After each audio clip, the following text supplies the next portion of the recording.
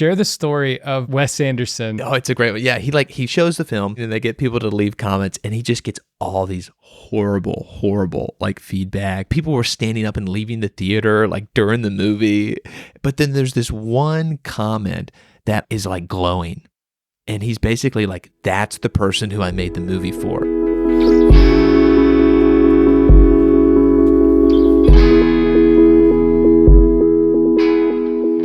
Welcome back to The Craft, where we explore the creative process. I'm Carter, a PhD student and writer. And I'm Colby. I'm product manager, marketer, music producer. Today we're talking about protocols for revising your creative work. So I feel like we've all heard the phrase a lot, writing is revision, or, you need to just keep revising. You got to chisel the work down and refine and sand it down, and all these different metaphors and descriptions about the importance of revising your work before you share it with the world. But how do you revise? That's really kind of what I want to talk through today with you, Carter, is just what does it look like in your craft? And then maybe there's lessons that I can take away from music and then vice versa. But where do you want to start this? Well, the thought that I had here right off the bat was that, we talk about revision as one of the creative first principles. Like you said, it's something that we hear a lot about, and we've talked about on the show a lot, but I think this episode to me seems like a specific turn towards the practical. We all know it's a process. We all know it requires time and effort, but I think it can be a little bit disorientating. Where do I put the efforts? What do I do? What is revising the verb? What does that mean? And so I think this episode in my mind is kind of turning us to say, okay, well, what do I actually do when I revise? So that's how I'm approaching it. I think we dive in, man. What is revision to you? What are the things that you do to revise your work? Perfect. Do you want to lead the way here? The first one is that I think it's important to separate creating your work and revising your work. And another way of saying that is you have a non-judgmental phase where you just really try to trust yourself and go with your instincts and put things down on the paper, put sounds into Ableton. And then you have the judgmental phase where you're going back and you're reviewing very critically, because it's very easy to be judging your work prematurely and then getting in sort of a writer's block. Next thing I put was, I feel like developing taste is an iterative process, both developing taste overall for your craft, but then also the revision process itself you're going to develop a taste for what should this specific piece of work look like, sound like, feel like, as you keep chipping away at it. So this is more of a mindset thing as you go into revision, just it's not going to be a one-time thing. This is very iterative. You sand down a corner, then you do it again, then you move over to a different part of the work and you fix that. It's super iterative, and one changeover, one part of the project is going to impact another part. So iterative process is kind of the second piece here. So those are just high-level thoughts that I thought were interesting when I started to sit down and think about how I think about revision. And then I've got some tactics I can dive into, but what are your thoughts on that stuff? Does it spark anything for you? No, that's great. So the first protocol for revision is still somewhat abstract, right, in being a mindset, but I think it's really important. The editor versus writer distinction, or the kind of creative helmet, and then you put on the editorial, or you use kind of the judgmental approach. I think that's really important, and that's something I have recently been trying to get better at, or had to enact with just working on a chapter for the dissertation. Working on a chapter on Steinbeck right now, and I really had to fight the urge to spend time looking at how paragraphs are linking together and how movements are composing. We'll talk more about this later. But I had to basically stop the editorial mindset that was coming in and trying to plan the chapter while I was writing it, and it's just too big. You can get away with that if you're writing smaller essays or posts, let's say a Substack post, right? You kind of want to do that. You want to do that at the same time. You can afford to do that. But it was just kind of paralyzing me, because I wasn't, I had all these things I wanted to say, but I was trying to organize them while writing them. And I was finally no, okay, I'm just going to write each one of my close readings, the things that I want to say, and not worry about how I'm fitting them all together. Even the sentences, I'm not going to allow there to be friction on these. I'm going to write them. I'm going to know they're bad. I'm going to know that I don't have to come back and fix them. And I may want to say more, but I'm just going to get the thing down. And so the last 2 days since I've really tried to make that shift have been really productive. So I went over my word count yesterday, wrote about 800 words, and then about 1,300 this morning. So it's been really productive to try to pull out of that editorial mindset. So I don't know, that's a practical thing where I think that's definitely something that it can kind of stifle the creativity, but also I just don't think you're going to be as sharp if you're trying to do two things at once. This is so good. So I'm organizing my thoughts as we talk through this. I think it'd be better if we do one protocol at a time and talk through it. I kind of jumped through like 3 at the same time. No, that's good. Any thoughts about the iterative process before we move on to another one? I think it's just important to remember that it's not you don't have to fix everything all at once. And it's not going to happen like that. And so I think that's just, like you said, these are frameworks. These are kind of paradigms, approaches, postures towards the work. And we're just not going to be able to fix everything at once. So you've kind of got to you got to cultivate some flexibility and some patience with it. And it's going to happen over time. And I think part of that's too, just like a portion of time is involved. Like you're going to have to see it a couple of times. You're going to have to spend time with it. Different days, different eyes, different concerns. It's just going to be iterative. So almost like calm down. I don't know. If I'm talking to myself, I'm like, okay, calm down. Everything's not going to get fixed today, but you can fix a couple of things, and that's worth doing. I love it. Quick recap. Protocol 1, separate creation and revision. Protocol 2, accept the iterative process. You don't have to do it all at once. Protocol 3, well, actually, let's do popcorn now. Let's go over to one of yours, and then we can keep going through mine. Oh, okay. Yeah, sure. Let's say protocol 3 is thinking about the goal of the work. And so this one, as I was working through my kind of protocols, obviously I was kind of thinking through writing. It's what's on the mind. It's what I do most of. And one of the really helpful questions, and I kind of phrase these protocols in the form of questions, is to ask yourself, what is the project or the piece of writing or the song as it stands? What is it actually doing or actually saying? Because as we work on something, right, we kind of have the idea of what we want to say, or we have the idea of what it sounds like. But then like the first step for me is to kind of step back and say, okay, if I just read this without all the thought processes and the readings that I've done, if I'm just coming to this as an outside person and I just take it for what it is it even solving the problem that I wanted to solve? Or is it even making the argument I think I was making? Is it even sounding like I think it's sounding like? And so I think for me, one of the first protocols is, okay, what do I actually have on the page? Because maybe I've gotten really distracted from the main argument. And that the first step is to kind of say, okay, this is the main argument, not that. I thought I was talking about this the whole time, but I'm not really. And so for me, I think the first step is to step back, think, okay, what am I, what's the goal? What's the big goal here? Maybe it's the chapter I want to present, X, Y, and Z argument. Or maybe the song, I have specific goals in mind that the song accomplishes on the album, right? And I want to first step back and say, this is what I think I'm doing. Is that what I'm actually doing? And so that's kind of my first protocol. It's really kind of like put on the objective glasses. Try to forget your background and what you know, and imagine, if I was the end user with this work, what am I going to learn and feel? And does it then align with my original goal? Is that essentially it? Yeah, essentially. I mean, you've been in the weeds so long at this point. Let's say you've been drafting this and you've gone through a lot of different drafts, right? You're kind of revising, but now you're like, you want to sit down and start the revision process. Everything's there for you to play with and work with. I think the first thing is to get really honest with what's actually there. And so for me, this happens as kind of a shift of asking myself, like, is this really doing what I want it to do? Or have I gotten distracted in parts? Or is this about something else that I started writing on? And so I think it's just a return to, in short, to answer your question, but I think it's just a return to try to get some distance from it and try to get out of what you think you're doing and say, what's actually happening on the track or what's actually happening on the page. And so trying to get some distance from it. I think that's really good. Protocol number 4, find the root problem.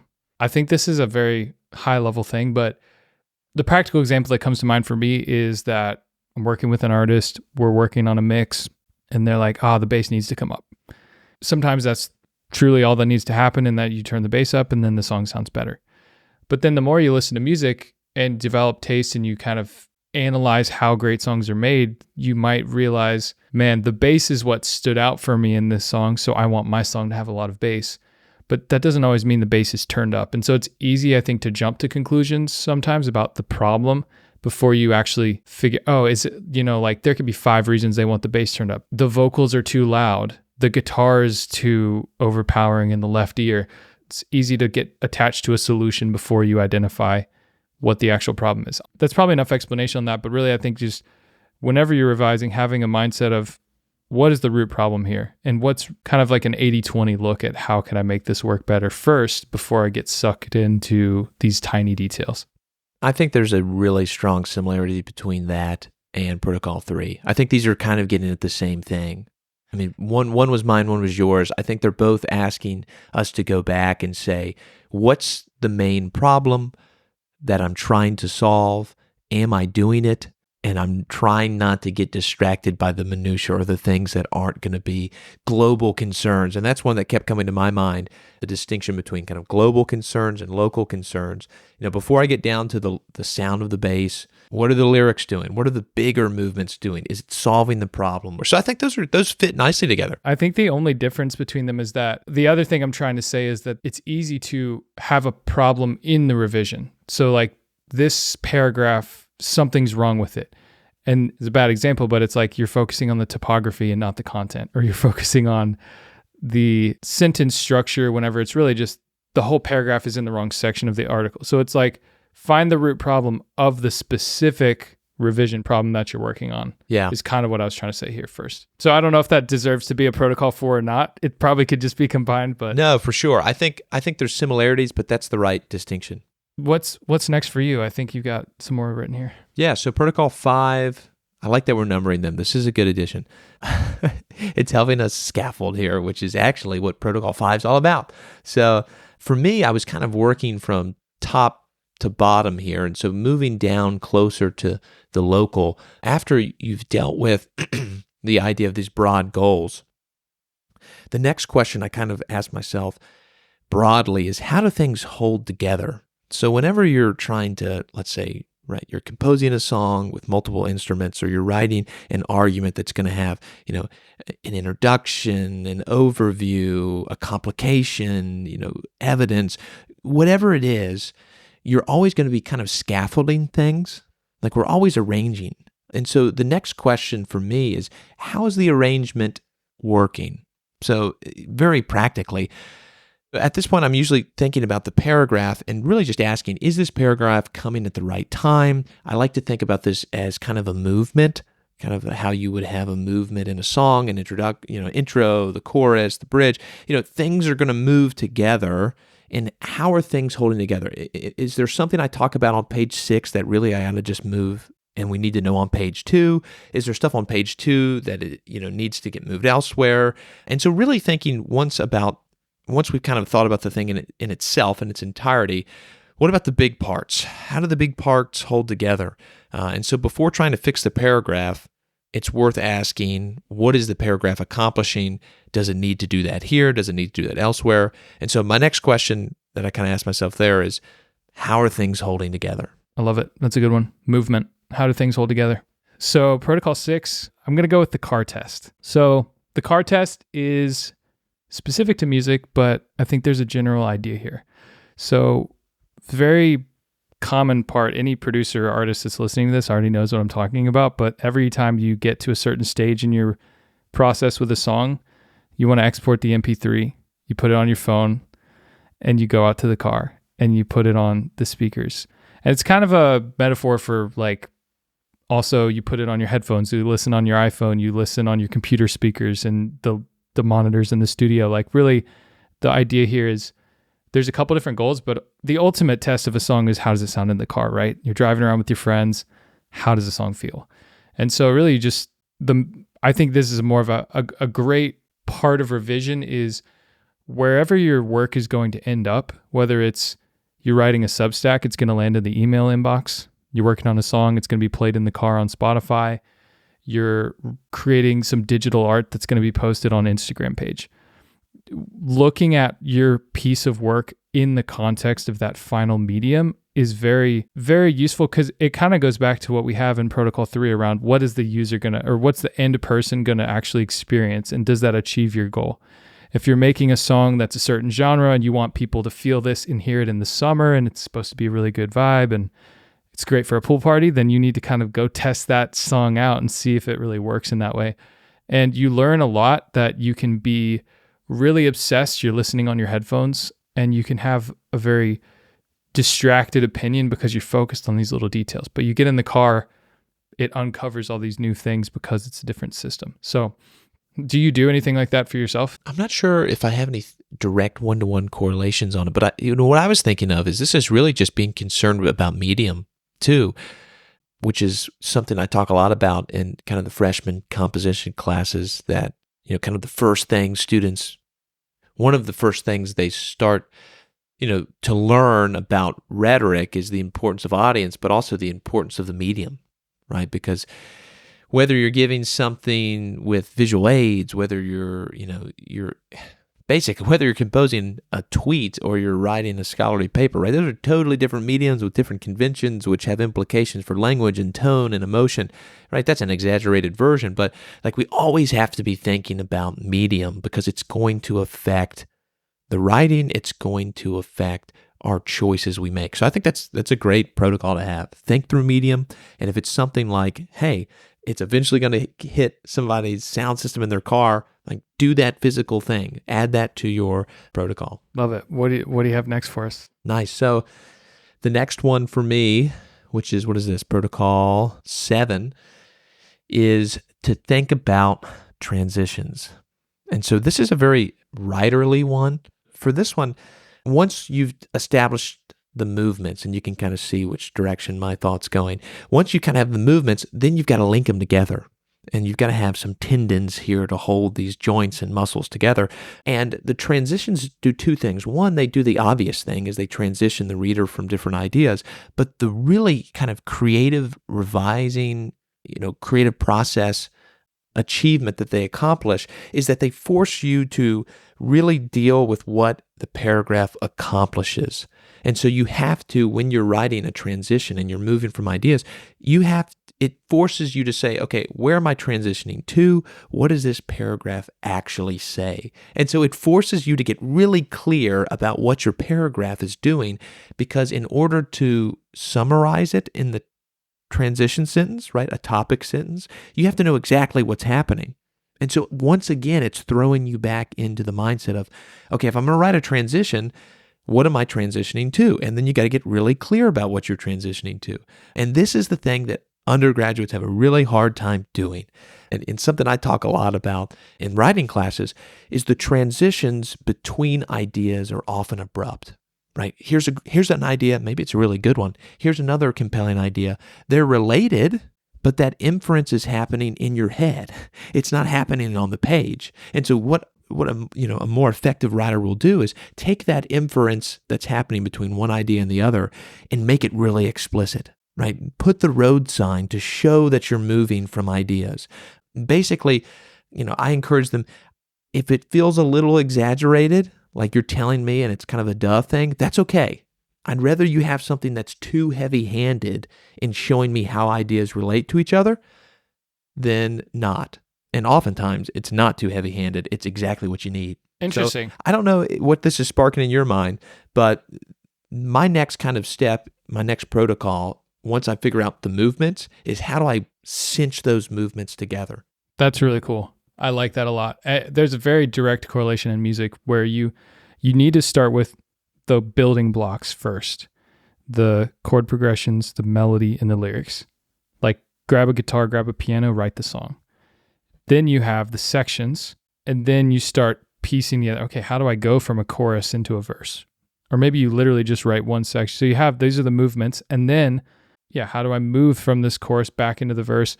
And there's a whole new layer when you get into production of adding sounds and effects and different things. And so I think it's very helpful in music to do a pass and go through your song and just think transitionally. How do these transitions work and how can I improve them, make them smoother, more impactful? Because it's easy for me for sure to just focus on these other layers and to forget that that's even a thing. You're just focused on moving to the next. Okay, I did a paragraph. Let's do the next one. I did the next one. And it's easy to forget. I know how these relate, or I know how this feels to me, but is the transition smooth enough? And I think there's also a lyrical side in music too, where you can have little ad libs and things between sections that help link lyrics together. So there's a lot of different ways this could play into different mediums. I'm sure it's true with video as well, because there's so much of a heavy transition component within video, like shifting scene to scene even. And there's some crazy creative ways that people can do that today with tech. So are you referring to the PowerPoint slide where it folds it up as an airplane and throws it? Yeah, something like that. But no, those are all good. I didn't think of any of those, but those are obvious connections, and I think it's true. And I think we can just get siloed easily. Like, I'm just working on the chorus. Now I'm just working on the first verse. And it's like we just kind of neglect. I mean, we neglect that little kind of, if you think about it as like, I don't know, that thin line that runs between them is really important, but it's easy to miss. That's a really good one. So I kind of want to go through the rest of yours because they're so linked together. Do you want to share the next two, or do you want to keep ping-ponging? I can. Okay. Let me share one more. I think I may just cut my last one. I think I'll just include it. I'll absorb it. The next protocol 8, I'm kind of calling necessity. And so after the kind of global concerns are getting taken care of, you now are in the realm of the local, and you can start asking that question that every creative, I think, has to ask. Certainly, writers are going to give this advice over and over and over again in different ways. Is this necessary? Is the question that each sentence kind of has to go through. And what you're trying to do here is just cut the fat. There's most of the time, at least, I don't know. I'm going to generalize a little bit here. The problem facing most writers is a problem of excess, not of not saying enough. Now, there are times where you need to elaborate, especially in earlier writing, undergraduate writing. Oftentimes, they're not saying enough. But then you get to the point where you're saying too much, or maybe you're saying an idea, but you're using too much language, and it gets cluttered. Like, I think we go back to the Annie Dillard quote about the sock in the machine. It's like you get all this excess language and it's floating around and it's just clogging up the idea. So basically, how can you reduce, how can you cut down, how can you distill your idea into kind of its sparse, necessary language? And this doesn't mean writing a bunch of short declarative sentences.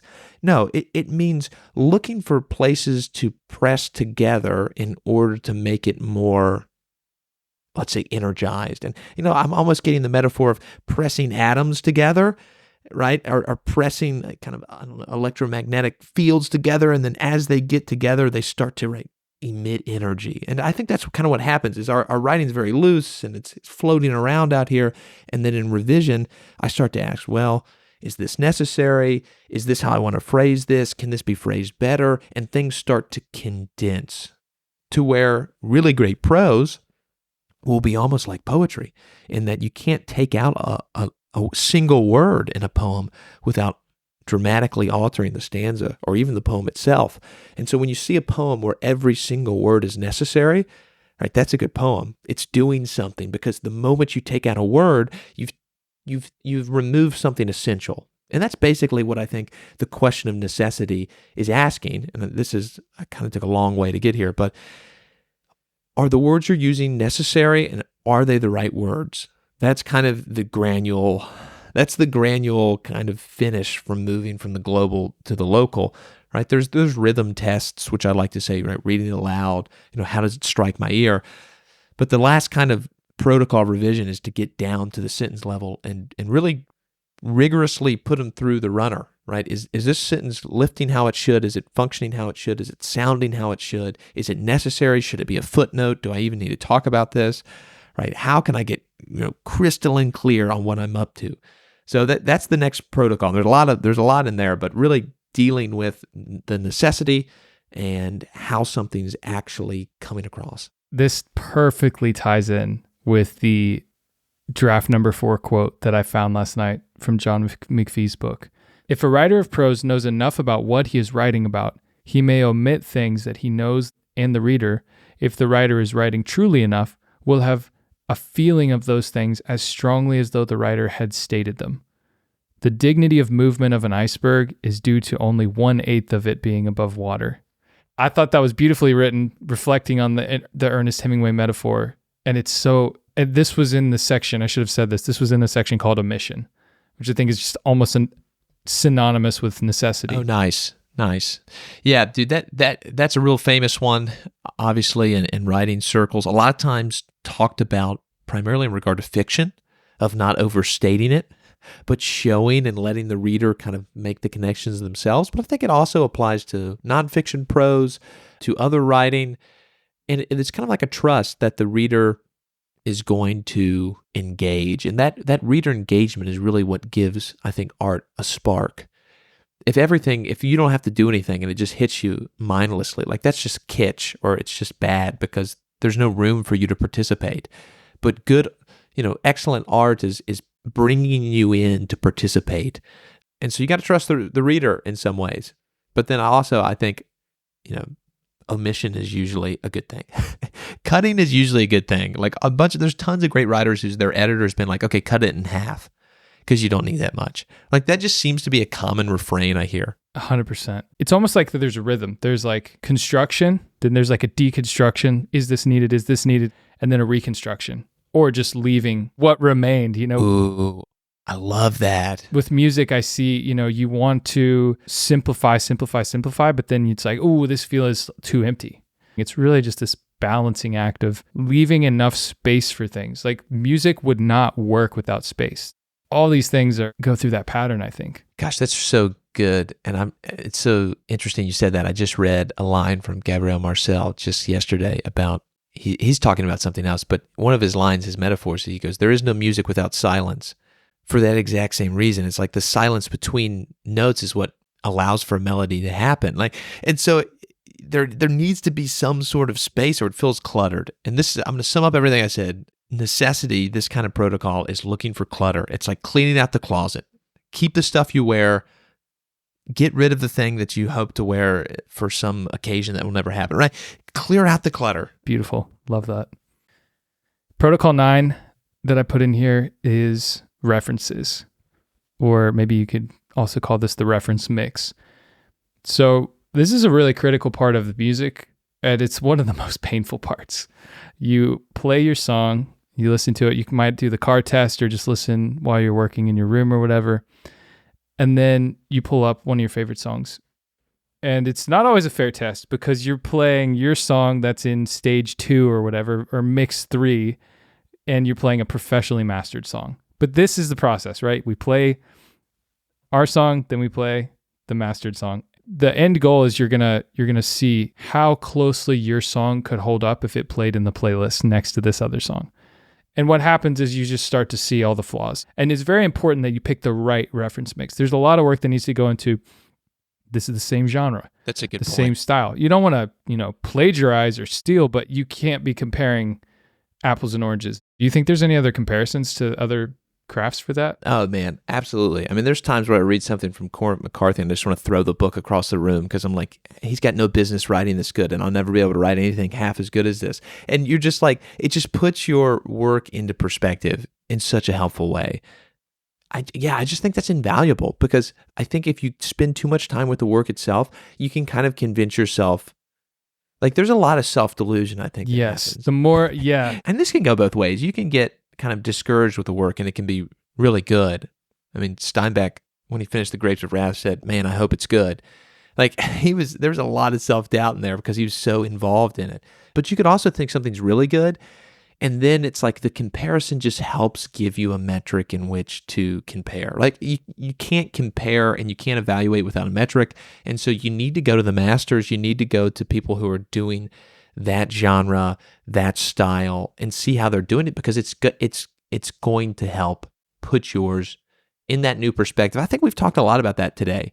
Like, trying to get a new perspective is huge. And I think that's even what we talked about in some of our early first principle conversations about revision, is it's all about, if we take down kind of the etymology of the word, revision, right? We're seeing again, to see again something, to see it differently. And I think that's a great way. How do you see it differently? You go look at something else and then you return. That's like the hook of the episode right there. Revision. That's great. Okay, so protocol 10 is work destructively. I want to work my thoughts out on this one live. I see a huge problem whenever I create. It's just optionality. There's a million things I can do. I'm working on a song. There's a million effects, a million different sounds, a million directions I could take the song, and then all the permutations of combining those things. And it's overwhelming. And this is super hyper specific to music production. But one of the temptations when you're making a song, let's say you put a couple effects on your vocals, you can always undo. It's all digital, right? So maybe this is just general to creating digitally. Maybe you're editing a photo, editing a video. You make a decision creatively. It could be a transition or anything else. And then there's often ways that you can apply that effect and sort of like lock it in or freeze it. And it would take a lot of work to undo, or you would have to start over and do all the changes again. And so working destructively, as a contrast to this, would force you to accept that change. I put these effects on my vocal. I can't undo them unless I want to do a crap ton of work. And so I'm just committing to it. And when I commit to that effect and that setting, then I have to work the other parts of the song around it. And I can't just keep changing my mind about every single decision. So let me try to recap this in a shorter way. That was very long-winded. Working destructively is this idea that you need to make quick decisions as you create, lock them in, and then revise around those, because too much optionality can just lead to decision fatigue and you lose progress. You can just get stuck. What do you think about that? I mean, that makes sense. I think specifically for music production, I mean, I can imagine the amount of tools that like Ableton has. It's probably just staggering.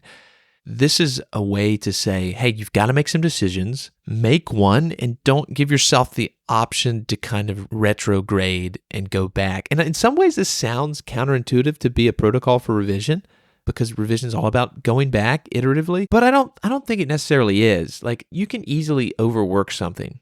There's a line from Guy Davenport where he's talking about the quality of a piece of writing, and he's like, there's no like magic equation that the more you work on something, the better it's going to be. Basically saying, hey, it's possible to write something excellent.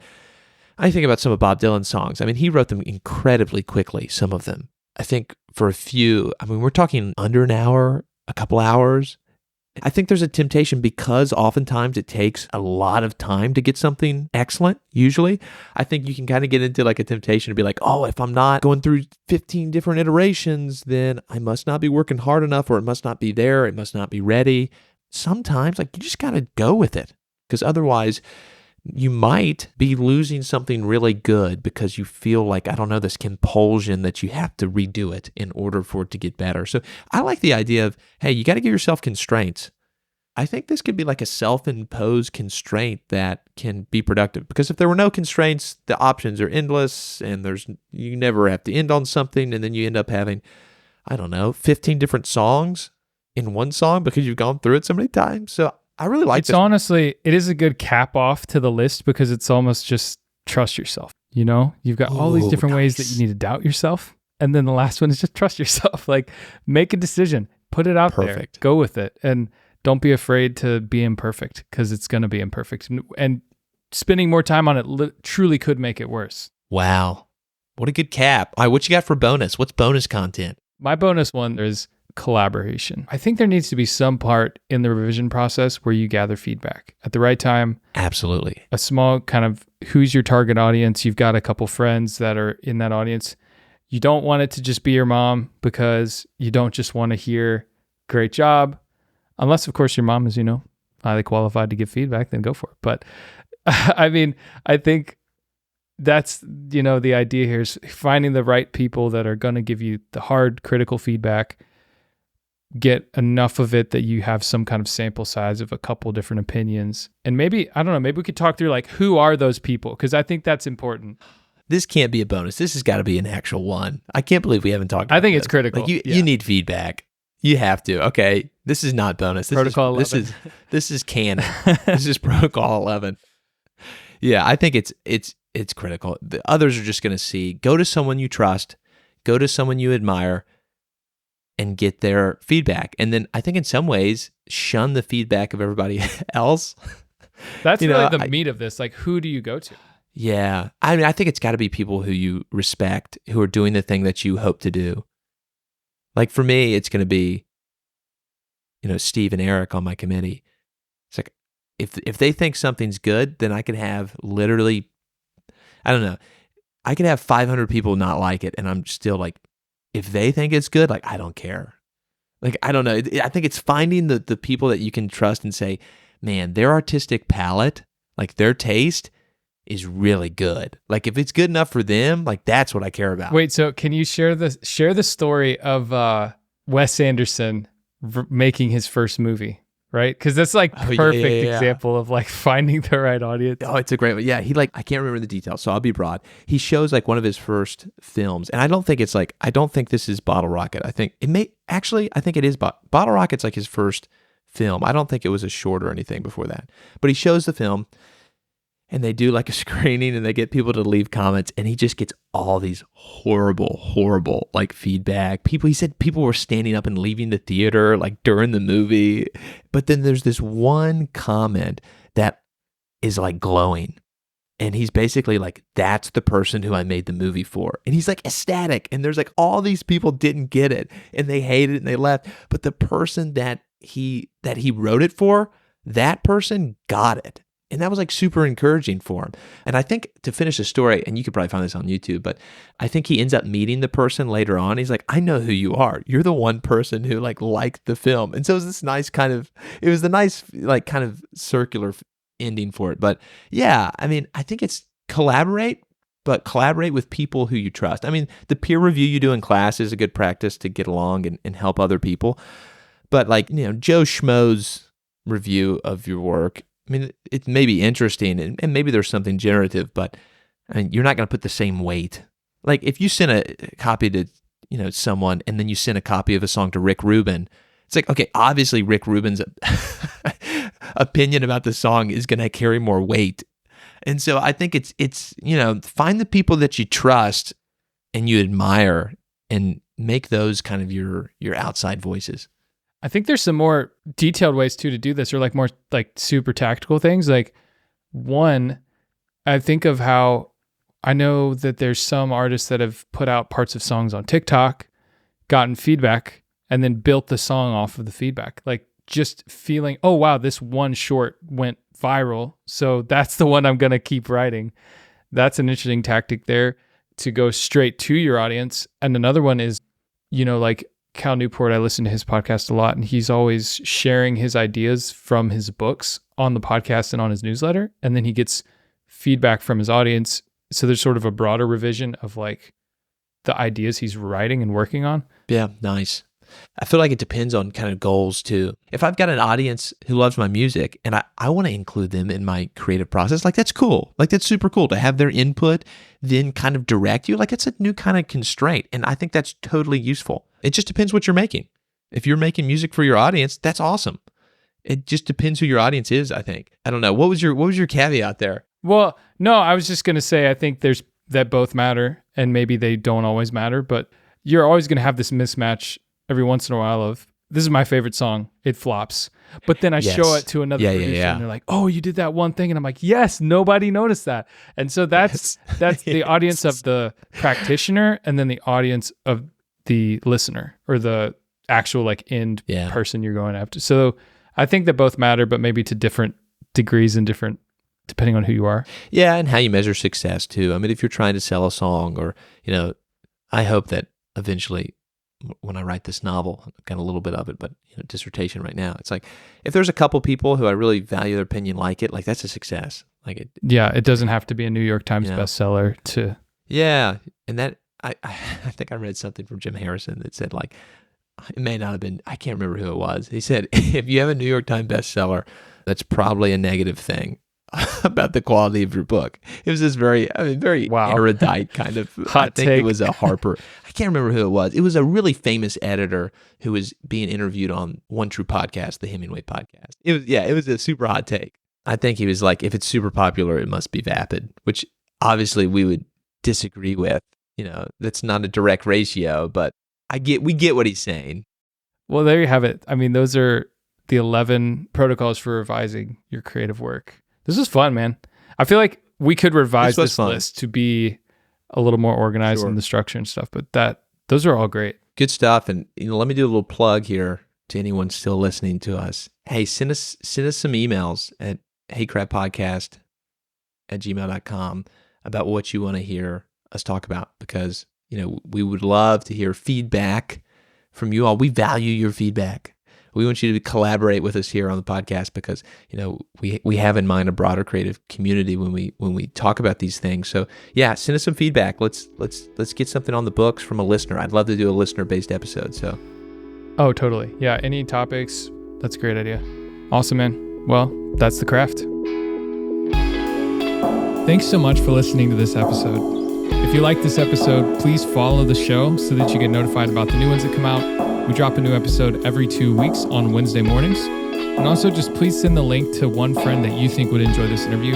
That helps us so much. If you have any ideas for other people we should have on the show, topics we should talk about, or even just feedback on how we can improve, you can send us an email at heycraftpodcast@gmail.com. Lastly, our cover art was designed by Elizabeth Newell. You can learn more about her work at elizabethnewell.work or on Instagram at ElizabethIsAdesigner. Thanks for listening. See you in 2 weeks.